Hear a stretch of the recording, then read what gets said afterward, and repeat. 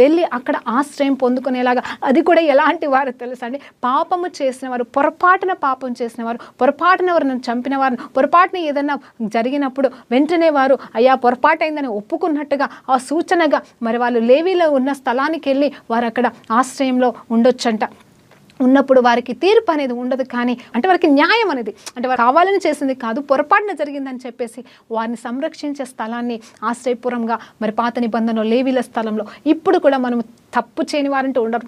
కానీ దేవుడు ఏమంటున్నాడు, ఆయన సర్వోన్నతుడు, ఆయన మనకి ఆశ్రయపురమై ఉన్నాడు. మన జీవితంలో ఆయనకు తెలియదంటూ ఏదీ లేదు కదండి, అన్నీ తెలుసు, మన తలంపులు మన క్రియలు అన్నీ తెలుసండి. కానీ మనం ఇప్పుడు ఎక్కడికి పరిగెత్తాలంటే యేసు అనే ఆశ్రయపురంలోకి మనం పరిగెత్తుకొని వెళ్తే ఆయన మనల్ని కాపాడడానికి సంసిద్ధంగా ఉన్నాడు, ఆయన మనల్ని క్షమించడానికి సంసిద్ధంగా ఉన్నాడు, ఆయన మనల్ని చూడడానికి మరి ఆయన అసహించుకునే దేవుడు కాదు, కానీ ఆయన మనల్ని చూచుతున్న దేవుడిగా ఉన్నాడు. హగర్ని సైతం దర్శించిన దేవుడు ఈరోజు నిన్ను నన్ను దర్శిస్తుండగా ఆయనకి